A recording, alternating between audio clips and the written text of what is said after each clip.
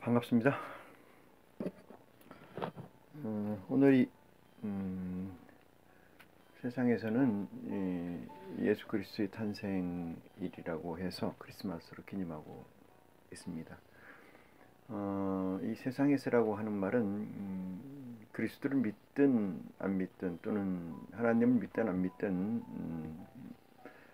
많은 무리들이 이 날을 기념해서 자기들의 이익을 취하고자 하는 게 아닌가 이런 생각을 해봅니다. 그렇지만은 하나님을 믿는 우리는 이 날이 어떤 날인가에 관해서 진솔되게 알고 있기 때문에 이 날에 이 세상 사람들의 움직임에 그렇게 편성해서 살 게 아니고 자기 중심적 자아를 살피면서 내 안에 있는 예수 그리스도와 우리 아버지 하나님의 존재를 다시 한번 자각하고 어떻게 해야 그리스도의 삶을 제대로 살 수 있고 내 안에서 영적으로 그리스도를 더 확장해 나갈까 하는 이런 문제가 저와 여러분에게 오늘의 문제가 아닌가 이런 생각을 가져봅니다.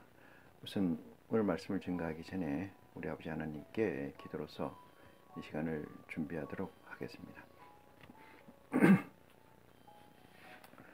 그리우신 우리 아버지 하나님, 그리우신 우리 예수 그리스도님, 언제까지 우리의 기도가 아버지께 상달되어야 아버지의 원코 바라는 목적성이 이루어지겠는지요. 아버지 하나님, 저희가 미천하고 저희가 연약해서 아버지의 뜻을 고루 펴지 못하는 가운데 있는 줄 저희가 고백합니다.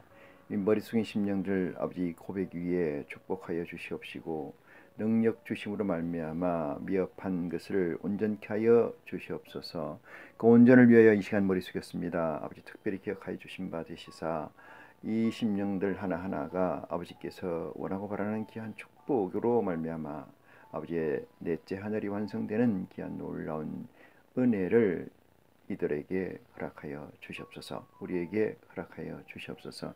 세상 것을 구하는 것이 아니고 아버지 것을 구하는 것을 아버지께서는 친히 알고 계시는 줄 저희가 고백하오니 이 고백 위에 또한 이쁘다 칭찬하여 주시고 이 고백 위에 아버지 하나님 힘 주시고 능력 기름 부으시지 말말마 세상을 살아나가는데 능히 이긴 자가 될 수 있도록 아버지 끝까지 잡아 주시기를 원합니다.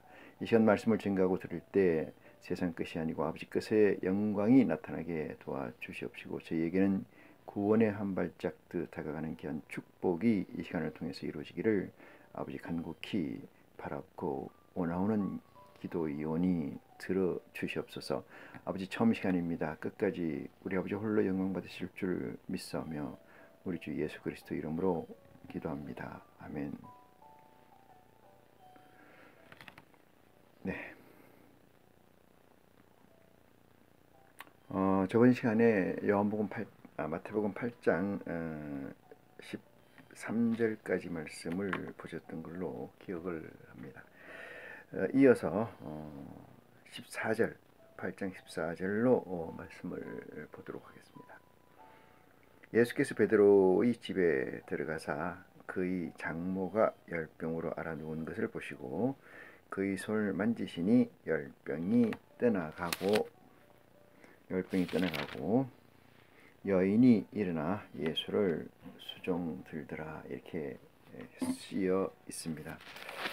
열병이라는 것은 몸에 열이 나는 것을 얘기하죠. 사람은 36도, 37도의 온도를 유지할 때만이 건강한 삶을 살 수 있다고 알고 있습니다.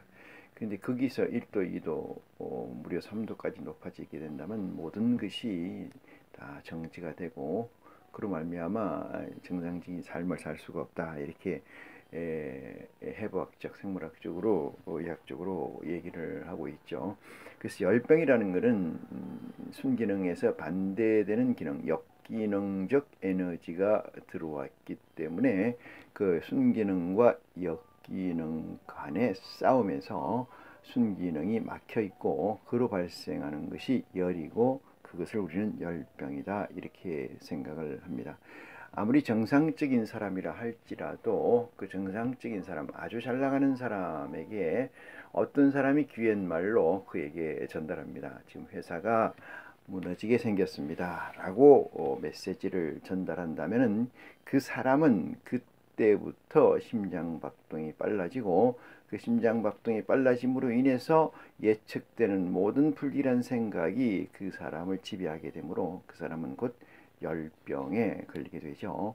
그러니까 열병이라는 것은 순기능에서 역기능이 들어와 있다 이렇게 말씀을 드릴 수가 있습니다. 그래서 역기능이라는 것은 다른 말로 얘기해서 그걸 성경에서 성경적 해석을 의하면 술이라는 거고 그것은 앞에 사자를 붙이면은 사술 이렇게 됩니다. 그래서 하나님의 말씀 외의 것은 다 사술이다 이렇게 말씀을 드릴 수 있고 이것은 다 어둠에 속한 것들이다 이 말씀을 드릴 수가 있습니다. 그래서 베드로의 장모가 열병에 걸려 있어서 예수님께서 그 베드로의 장모의 열병을 고치러 갔죠. 그래서 열병을 누운 것을 보시고 그의 손을 만지시니 이랬어요. 예수님께서 베드로의 장모의 손을 만지시니 열병이 떠나는지라 이랬어요. 여러분 여기서 우리가 잠시 생각해야 될 것은 예수 그리스도의 능력입니다. 예수 그리스도의 능력. 예수 그리스도의 능력이 극대화되려면은 그리스도의 능력이 극대화되려면은 찾고 두드리고 이 찾는 자, 두드리는 자, 구하는 자, 이 구하고 찾고 두드리는 것이 반복하고 지속돼야 됩니다. 근데 그것이 무엇이냐? 무엇을 찾으려고 서치를 하고 무엇을 찾으려고 노크를 하고 무엇을 구하려고 헤매되느냐? 그것이 관건이겠습니다만은 그것을 우리는 메시아, 다시 말해서 재림하신 예수 그리스도라고 하는 사실을 또는 하나님이라고 하는 진정한 하나님을 만나겠다고 하는 그 사실에 근거해서 찾고 구하고 두드리는 것이 길어지면 길어질수록 깊어지면 깊어질수록 좁아지면 좁아질수록 시야가 거기만 꽂히게 된다면은 거기에만 꽂히게 된다면은 다른 것들은 보이지가 않지요. 그럼 내 에너지는 360도의 에너지가 분출하는 게 아니고 그 좁혀지고 구해지고 두드리려고 하는 거기에만 꽂히게 되는 거죠. 한 인간의 능력이 모든 잠재적 능력이 거기에만 꽂혀져요. 그것이 뭐라고요? 그리스도를 만나고자 하는 것이고 참 하나님을 만나고자 하는 목적이죠. 그게 깊어지면 깊어질수록 그리스도의 능력과 우리 주 하나님의 능력은 놀라울 만큼의 폭발을 한다는 사실을 믿으시기 바랍니다. 지금 이 세상에서 별로 구함도 없고 별로 두드림도 없고 별로 찾음도 없는 상태에서 왜 내게 그리스도는 의미를 주지 않으시는 거야? 왜 하나님께서는 내게 음성을 들려주지 않는 거야? 왜 하나님께서는 나에게 성경을 열어주지 않으신가? 이렇게 이렇게 요구한다면 그것은 제대로 된 사람이라고 말씀드리기는 어렵습니다. 베드로의 장모가 열병이 걸렸다는 것은 어떤 이유에서 걸렸다는 것이 적시되어 있지 않기 때문에 그 내용을 알 수는 없으나 예수 그리스도의 손을 댄 즉 나은 것을 보아서 예수 그리스도의 손을 닿기를 베드로의 장모는 학수고대했다는 것이죠.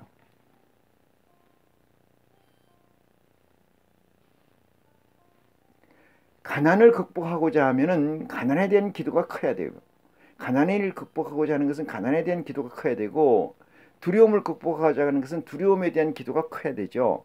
다른 게 염려될 게 아니고 그게 관해서 우리가 각도를 좁혀서 스펙트럼을 좁혀서 거기에 올인하는 지혜 그것이 인생에서도 사는 지혜가 아니겠는지요. 그런데 이 베드로의 장모가 손을 대는 즉 나았다. 요 앞전에서 얘기한 백부장의 하인이 예수 그리스도가 나라고 하는 순간 공간을 떠나서 멀리 있는 상태에서도 나았다. 이것은 뭐를 얘기하냐면 집중을 얘기하는 거고 지속을 얘기합니다. 집중과 지속은 어렵죠. 어려운 만큼 뭐를 만들어내느냐 하면은 기사이적을 만들어냅니다. 세상 사람들은 그것을 기적이라고 하는데 이 세상에 기적은 없습니다.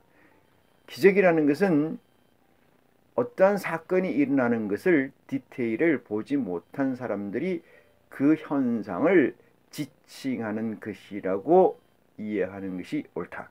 이렇게 말씀을 드릴 수가 있습니다. 세상에서도 이런 일이 가능합니다. 예수 그리스도를 믿지 않는다 해도 이런 일은 가능해요. 그런데 예수 그리스도의 목적성은 뭐예요? 영원성입니다. 우리 육체의 영원성이고 우리 영혼의 영원성이에요. 지금까지 존재해왔지 않았던 이 영원성을 구현하기 위해서 오신 분이죠. 어떤 레벨로? 하늘의 아버지, 전지전능자의 아들의 반열, 그 DNA의 수준으로 그 디멘션 차원으로 우리를 끌어올리는, 지금까지 도전해보지 못한, 도전해서 이루어진 적도 없는 이 사실에 가고자 하는 거예요. 그러면 구하고 두드리고 찾는 것은 이 세상에서도 지혜롭게 산다면은, 그것이 집중과 지속을 한다면은 이루어진다는 사실을 여러분은 간과하지 마시기 바랍니다. 혹간 그리스도 예수를 믿지 않고 하나님을 믿지 않는다 하더라도 일어나는 모든 일들은 여기 범주에 속하는 거다. 그러면 여기 범주 이상의 것은 무엇이냐? 그것은 영원한 생명을 주시는 겁니다. 영원한 생명을 가지려면은 지금 있는 우리 육체는 변화를 가져야 돼요. 다시 말해서 변태를 해야 된다 이 말이에요. 어떤 변태? 완벽한 변태를 해야 돼요. 4차원의 끝으로, thing, 4차원의 존재로. 1차원과 2차원과 3차원에서 존재했던 우리가 4차원의 것을 이해할 수 있겠습니까? 평면만 걸어다니던 군뱅이가 매미 입체적으로 날고 있는, 공간으로 날고 있는 매미의 상황을 이해할 수 있겠는지요? 하나님 우리에게 그것을 표본으로 다 주신 줄 믿으시기 바랍니다. 근데 사람이 왜 못하느냐? 왜 못 날고 왜 하늘나라에 올라가지 못하느냐? 그건 무거워서 그런 거죠. 무거워서. 무겁다는 것은 다른 말로 해서 불필요한 것들이 많다는 거예요. 불필요한 것들을 제해라. 그래서 예수님께서 우리에게는 율법의 마침이 되셨다고 그러고, 선지자의 강령과 율법은 세례 요한 때까지라고 얘기했고, 너희를 내게 오면은 내가 너희를 쉬게 하리라고 얘기한 것은 율법의 완성이기 때문에 그렇습니다. 율법을 지키지 않으면은 벌이 되기 때문에 이 율법을 온전케 해서 폐하지 않으면은 결단코 3차원의 세상에서 다음 차원을 바라볼 수가 없는 거죠. 그 바라보다 죽은 사람이 누굽니까? 모세이고 비유로 보면은 바울이 아니겠습니까? 성령의 처음 익은 열매를 받은 바울마저도 하나님의 아들이 나타나는 것을 기다린다 이렇게 얘기를 했어요. 그것은 우리가 바라보는 것은 이 세상의 것이 아니고, 이 세상에 있는 소망이 아니고, 이 세상에서 한 번도 있었던 적이 없던 소망이고, 이 세상에서 한 번도 있었던 적이 없던 존재로서의 변화체예요. 그걸 바라는데 우리의 삶이, 우리의 언행이 게을러서야 어찌 쓰겠느냐 이 말입니다. 어떤 목자는 이런 얘기를 합니다. 나도 사울처럼, 바울이죠. 사울처럼 어느 날 갑자기 하나님이 나를 들어서 쓰시기 위해서는 들어치실 거다. 지금 그런 시대가 아닙니다. 지금 진리의 성령의 시대입니다. 진리의 성령의 시대는 뭘 하는 시대냐? 예수 그리스도의 재림을 준비하는 시대예요. 예수 그리스도의 재림은 무엇이냐? 내가 가서 처소가 준비되면은 다시 와서 너희를 내게 있는 대로 영접하리라. 예수 그리스도의 복음을, 마지막 복음을 완성하기 위해서 존재하는 성령이 진리의 성령입니다. 그 진리의 성령의 역할을 벗어나서 신유의 언사를 구한다든지, 기사 이적을 구한다든지 넌센스입니다. 하나님을 믿는 것은 신을 믿는 거지요. 그 신 중에서도 제1신을 믿는 거죠. 그 신이 어떠한 신이겠습니까?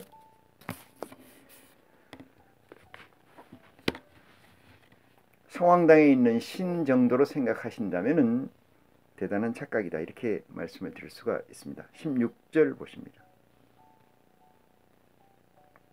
정음의 사람들이 귀신 들린 자를 많이 데리고 예수께 오거늘 예수께서 말씀으로 귀신들을 쫓아내시고 병든 자를 다 고치시니, 이렇게 했습니다. 여러분, 귀신이 어떻게 쫓아갑니까? 자, 귀신이라는 존재가 여기 있어요. 예수님이 귀신을 쫓아낸다, 물러갈지어다 해서 물러갑니까? 맞박을 쳐서 물러가요? 귀신이 어떻게 물러갑니까? 자, 귀신과 가만히 볼까요? 귀신이라는 것은 형이하학적인 존재가 아니고 이상학적 존재입니다. 우리는 이하학적 존재, 육체를 가지고 있어요. 귀신은 육체가 없습니다. 근데 앞에 누가 있어요? 그건 사람이죠. 사람은 뭐 형이하학적 존재가 가지고 있어요. 형이하학적 존재에서 이 사람을 움직이는 게 형이상학적 존재 사유란 말이죠. 그걸 다른 말로 얘기해서 OS, 운영체계라고 저는 설명을 해요. 컴퓨터다 하드웨어가 있고 그것을 움직이게 하는 것은 소프트웨어라고 하는 거고, 그것의 메인은 운영체계입니다. A라는 사람과 B라는 사람이 있고 예수님이 계시고 많은 사람들이 올려왔어요. 많은 사람들이 몰려왔어요. 왜 몰려왔어요? 귀신을 쫓아내기를 원하는 거 아니겠습니까? 이것은 뭐냐면 내가 귀신 들렸다는 걸 아는 거예요. 환자가 병원에 가는 것은 내가 아프다는 사실을 인지하기 때문에 가는 거 아니겠습니까? 예수 그리스도 앞에 나가면은 귀신이 쫓아진다는 것에 관해서 확증을 가진 사람들이 누구 앞에 나가요? 예수 그리스도 앞에 나가는 거 아니겠습니까? 하나님 앞에 나가는 거 아니겠는지요? 그러면은 예수 그리스도만 귀신을 쫓아내나? 그렇지는 않습니다. 예수 그리스도 말고 그 이하에 있는 존재의 신도 그 이하에 있는 존재의 신을 쫓아낼 수가 있어요. 그게 여러분 현혹되지 마시기 바랍니다. 예수 그리스도가 신을 쫓아내는 건, 귀신을 쫓아내는 이유의 목적성은 어디에 있어요? 어디에? 어둠에 거하지 말고 빛에 거하라는 거 아니겠습니까? 빛이 누구냐? 아버지 하나님이에요. 아버지 하나님 안에 거하라는 거지, 지금에 걸린 신보다, 귀신보다 좀 더 위에 있는 신에 거하라는 메시지는 아닌 줄 믿으시기 바랍니다. 그러면은 예수 그리스도 앞에 나오는 이 자들은 어찌됐든 간에, 목적성을 어디에 뒀든 간에 내가 들려있는 이 신을 빼내기를 원한다, 이런 얘기입니다. 그럼 귀신이 어떻게 나가느냐, 이 말이에요. 어떻게 나가느냐. 예수님이 나가라 이렇게 하면 나갑니까? 나갈지어다 하면 나갑니까? 침을 발라 맞박에 침안 나갑니까? 어떻게 나간다고 생각합니까? 여러분, 메시지입니다. 메시지.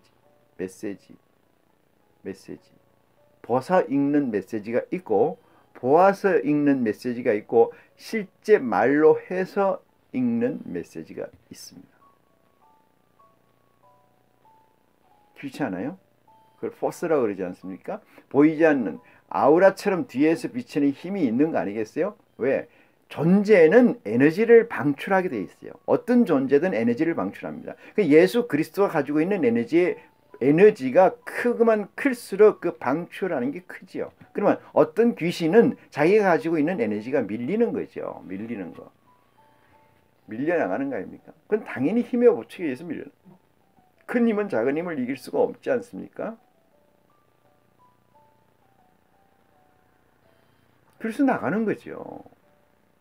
그럼 나가면 어떻게 돼요? 비어 있잖아요. 비어 있어요.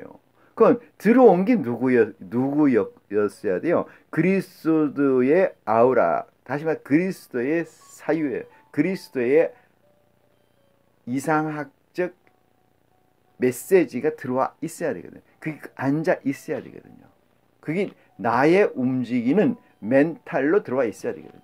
근데 그게 없으면 어떻게 돼요? 그게 없으면은 빈집이 되는 거 아닙니까? 빈집. 누가? 내가.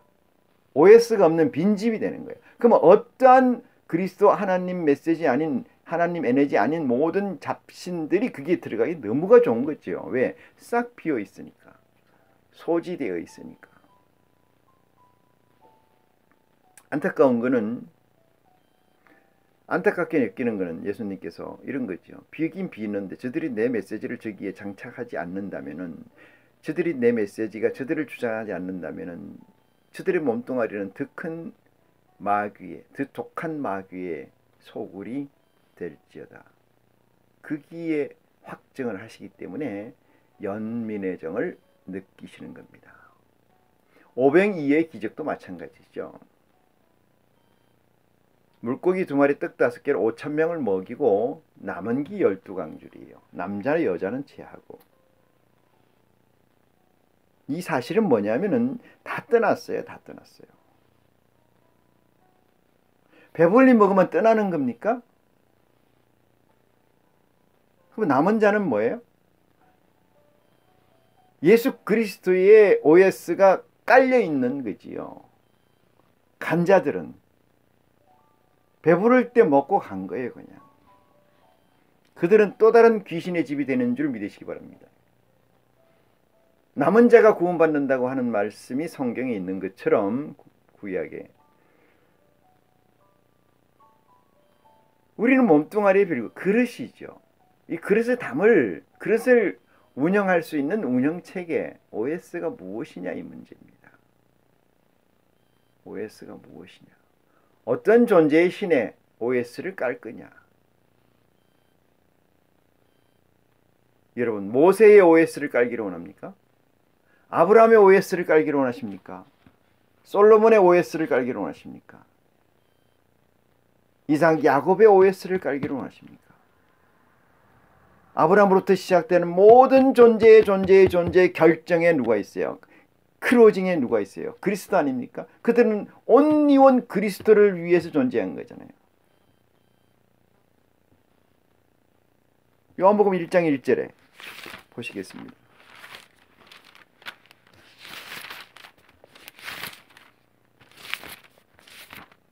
요한복음 1장 1절에 뭐라고 씌어져 있습니까? 요한복음 1장 1절.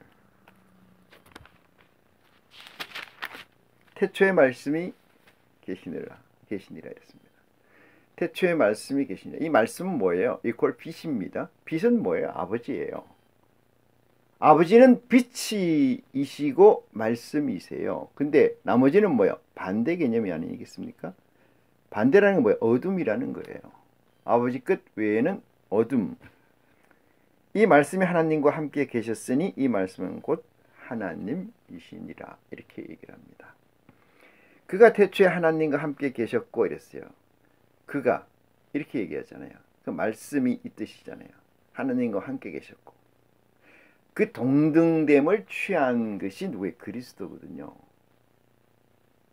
그가 하나님과 태초에 함께 계셨고 만물이 그로 말미암아 지은 바 되었으니 지은 것이 하나도 그가 없이는 된 것이 없느니라. 그러면 빛이라는 하나님의 창조 의지 전체에 예수 그리스도는 동격 내지는 같은 DNA로 존재해 있다 이 말이에요.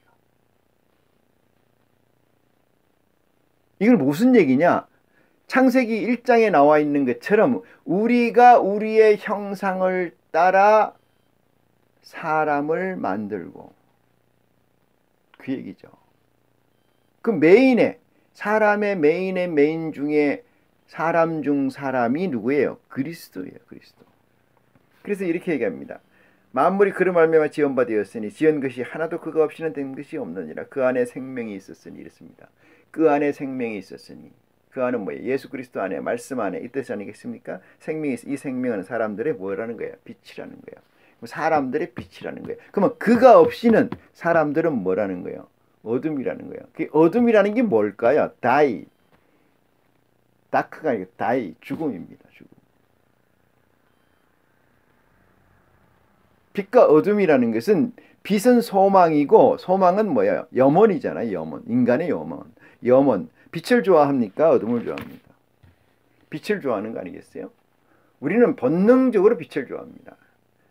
이것은 하나님의 속성 중의 일부이죠. 속일 수 없는 존재. 그래서 빛을 좋아하는 사람이 되어야 하는데 어둠을 쫓는다. 그것은 반하나님의 존재이다. 이런 얘기죠. 예수님이 이 땅에 오실 때 어둠이 칠흑같이 어두워질 것이다. 믿음 가진 자를 보겠느냐 이렇게 말씀하시지 않습니까? 그래서 많은 사람들이 예수님께 나오는 것은 자기 안에 있는 어둠을 쫓아내고 새로운 희망을 얻고자 한다는 뜻이 담겨져 있다. 그래서 예수께 나오는 모든 사람의 귀신을 쫓아내시고 병든 자를 다 고치시니 이랬습니다. 이 병 고치는 것은 생각이 바뀌어야 병이 고쳐집니다. 바꿔 말하면 병은 어디서 들어오는 거예요? 생각의 잘못에서 들어와요. 그 잘못된 생각으로 인해서 오는 게 병이다 이 말이에요. 그 잘못된 생각이라는 것은 어둠의 생각이 있고 빛의 생각이 있는데 빛의 생각은 아버지의 말씀이고 어둠의 생각은 아버지 외의 말씀이잖아요. 그러면 하나님의 말씀을 내가 가지고 있은즉 병이 없어지는 거예요. 그런데 이 병을 주신 적이 있는데 이게 뭐냐 하면은 모세의 율법입니다. 그래서 모세의 율법의 권능이 사망이에요. 율법의 권능이 죄입니다. 죄의 권능은 사망이에요. 사망의 권능은 전체 어둠이에요. 어둠을 주신 거예요. 왜? 저주로. 뭐 때문에? 불순종의 죄를 저질렀기 때문에. 이거를 놔두고는 그리스도가 이 땅에서 당신이 하나님께서 설계하신 당신의 목적을 이룰 수 없기 때문에 어떻게 해야 돼요? 그리스도를 대속해서 하나님과 막힌 장막을 열어주신 거지요. 그래서 천국은 세례 요한 때부터 침노당하노니 이렇게 하잖아요. 뭐 그 전에는 어떻게 됐느냐? 아담과 하와를 내쫓아내시면서 그룹과 화연금을 시켜서 생명나무에 나가는 길을 지켰다 이래 되잖아요. 언제 열렸습니까 그게? 그리스도가 오시면서 열린 거예요. 그리스도가 오시면서. 본문 봅니다. 17절. 이는 선지자 이사야로 하신 말씀에 우리 연약한 것을 친히 담당하시어 이랬습니다. 우리 연약한 것을 친히 담당하시고 병을 짊어지셨도다. 병을 짊어졌다는 것은 병을 제했다 이 뜻이죠. 제했다. 제하는 능력을 가지고 계시다. 하는 것을 이루려 하심이라. 18절입니다. 예수께서 우리 무리가 자기를 애워싸움을 보시고 저편으로 건너가기를 명하시니라. 한 서기관이 나와 예수께 말씀하시되 선생님이여 어디로 가시든지 저는 쫓으리이다. 이렇게 얘기합니다. 여러분, 사람은 이 모든 것이 이 존재에서 보면은 셀, 세포가 모여서 인간의 존재가 되죠. 그래서 목적에 1차적인 목적이 있고 단기적인 목적이 있고 장기적인 목적이 있습니다. 장기적인 목적에서 매여서 삶을 사는 사람을 우리는 의인 내지는 도인이라고 얘기하고요. 단기적인 목적에 사는 사람을 우리는 범인, 보통 사람이라고 그럽니다. 어떤 사람이 예수님을 찾아와서 이렇게 얘기합니다. 어디로 가시든지 저는 선생님을 쫓겠습니다. 따르겠습니다. 이렇게 얘기해요. 예수께서 이르시되 이 말씀을 잘 기억하시고 예수께서 이르시되 여우도 굴이 있고 공중에 새도 거처가 있으되 오직 인자는 머리 둘 곳이 없다 하시더라. 어디든 따라간다고 하는 이 메시지, 이 물음에 따라가겠다고 하는 이 고백에 예수님은 이렇게 여우도 굴이 있고 머리 둘 곳이 있는데 새도 거처가 있고 나는 거처가 없다. 어디에? 이 땅에서 이 말입니다. 그 얘기는 뭐예요? 예수 그리스도의 복음이 예수 그리스도의 OS가 깔릴 만한 곳이 없다는 거예요. 여기서 여러분 예수 그리스도가 거처라는 게 뭡니까? 내 영이 내 말이 누구인가 들어가서 거기서 자리 잡을 데가 없다는 이 말이지 예수 그리스도가 집이 없어서 잘 데가 없고 산이 없고 움막이 없어서 이 얘기가 아닙니다. 이 얘기로 해석해서 털렸다 할 수는 없으나 제 말 잘 들으시기 바랍니다. 하나님의 영의 세계에서는 틀린 거 아니면 맞는 거예요. 두 가지밖에 없습니다. 중간은 없습니다. 빵점 아니면 100점이라고요. 그러면 틀리다 할 수 없으나 조건이 붙는 건 뭐예요? 빵점이라는 거예요. 어린 신앙에서는 이것이 그에게 도움이 될 수 있기 때문에 이 말을 하는 거죠. 흑백 논리로 잘라서 얘기를 하면 아예 접근을 못하기 때문에.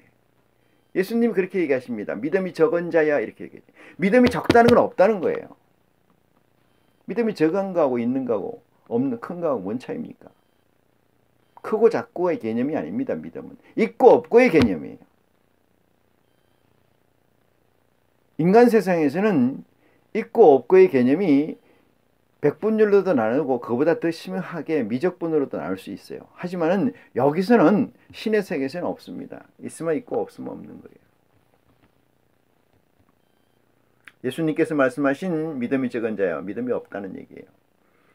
머리 둘 곳이 없다는 것은 예수 그리스도의 복음이 이 땅에 누구에겐가 박혀서 심겨서 싹이 나고 있지 않다. 날 곳도 없다 이 말이죠. 여우도 있고 새도 있지만은 나는 없다 이 말씀을 합니다. 그러니까 네가 나를 따라올 수 있겠느냐 이 말을 반문을 하고 계시는 거죠. 21절입니다. 제자 중에 또 하나가 가로되 주여 나로 먼저 가서 내 부친을 장사하게 허락하옵소서 이렇게 얘기합니다. 제자 중에 하나가 가로되 주여 나로 먼저 가서 앞서 가게 해서 내 부친의 장사를 하게 허락하소서. 장사라는 건 죽은 자를 묻는 의식을 장례라고 하죠. 예수님께서 어떤 대답을 하실까?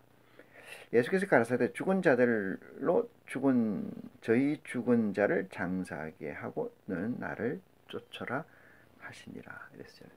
죽음은 뭐를 얘기하는 거예요? 율법에 매였었다는 걸 얘기하는 것이요.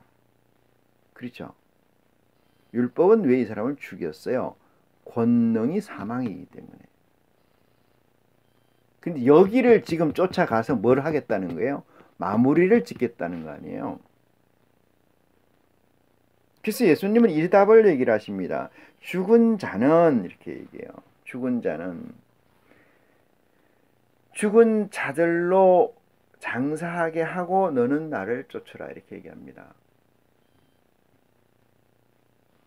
이것은 예수 그리스도가 이 땅에 오셔서 하신 말씀 가운데 한 가지이겠으나 이 세상이 가지고 있는 인륜이라고 하는 가치를 뒤집는 얘기입니다.